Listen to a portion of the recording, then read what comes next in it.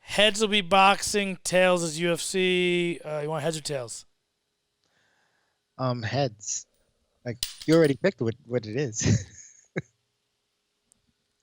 I got tails. So we're gonna talk about last week's main event. Dan Hooker, Paul Felder. Maybe the last we see of Paul Felder in the UFC as far as fighting. We'll see him commentate and call the action.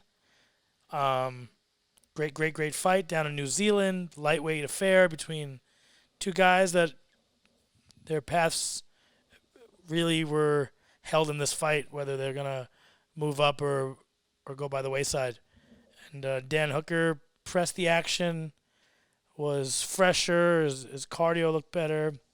He had great range control and was able to do really major damage in the first round on Paul Felder, and that told the tale of the fight. That early damage is very important. If you can hurt the guy's face, his eyes or his nose early, if you can mess up the guy's breathing or his vision, especially in a 5 round fight, big advantage.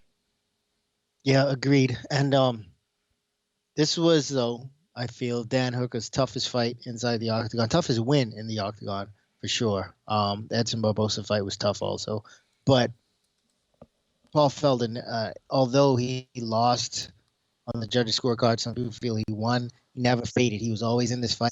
Um, I don't I I don't like the idea necessarily of that being the last time we see Paul Felder as a fight fan because he's a lot of fun to watch.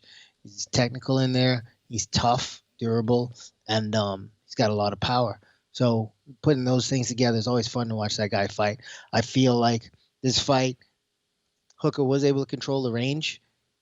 If Felder were able to get to the clinch and tie up a little bit more because he's very good on the inside and on those breaks. I didn't see him get there as much as I thought he would need to establish himself in this one. Hooker's really good at range, man, and coming off of this win, like he deserves a real shot. I think one, maybe two more fights, and he deserves a title shot should he win both of those, one or both of those, depending on who the opponent is. In the one or two fights, so fighting guys ranked higher, I think he deserves a title shot. Yeah, I think he does too. I think I like that he called out Gaethje after the fight, which I thought was a great move. That makes for a great fight. Um, I like that fight a lot. I prefer that fight to him and Dustin. Um, Same. Not in a sense of wanting to protect Dustin. I do like Hooker. I'm gonna pick Dustin in that fight. But there's something about Hooker's game, his range, like everything that I understand, I can point out. But there's one I feel like there's one component to his game that I just don't get, and I feel you have to be, or for me anyway, I'd have to be in there with him to understand that. He controls range well. Everybody knows that still, and that's not a new part of his game. He's been doing that since he was fighting at Yeah. 145. But still, guys are having problems with that. Yeah, So that that something lead tangible. hand throws people off. Like if you watch his footwork and the way he moves his lead hand, it screws up people's timing a lot. Especially the way he circles So that lead hand. It's always lulling you, but he can quickly extend it and crack you. And there's no there's not much of a telegraph. There's no wasted motion. He's comfortable. He's very high.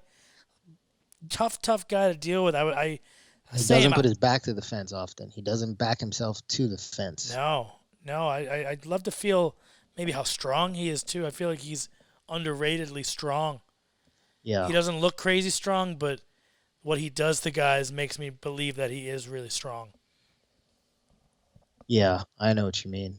Like he doesn't have that overly strong build, but the way he's dismantled Iaquinta, especially the way he dismantled Felder, and Paul Felder looks strong. Yeah, and he is. I think that it's one of those things where his technique is so good. I mean, technique, proper technique, and the little subtleties of technique make just enhance your strength. If you're doing things right, when you're trying to when you're trying to fight for an underhook and you're rolling your wrists versus pummeling your elbow all the way up, and these little details that make your technique so much better. Also makes you feel stronger against a guy who's not quite as refined as you are, and I think there's a lot of that comes out of those guys out of city boxing. Um, we see Adesanya striking. He's learned a lot about wrestling. We've seen him defend takedowns really well, and same thing with Hooker. And also with Hooker, the way he attacks submissions, like you shoot and he'll wrap up your neck really quick and look for it, and at the same time never allowing himself to get in a bad position should you escape the submission, That's then why he's in a bad spot. no one has shot on him since probably the Mark DeCasey fight. No. Gilbert Burns, shot in on him, got caught in that guillotine, and he was threatening him with that. Yep. Gilbert had to get back to his jujitsu roots. He escaped, but immediately after escaping, Hooker was back to his feet and back at the range that he wanted to be at. That's mixed martial arts. You can threaten a black belt in jiu-jitsu who's probably going to be better than you if you allow him to put you into a jiu-jitsu situation, even if it's an MMA fight. But he just doesn't allow you to get to your strengths. Same thing with Felder. Felder's really good in the clinch, tie-ups. He didn't allow that to happen. His biggest problem has been with Edson Barbosa. Barbosa is good with range, and his speed is really unmatched.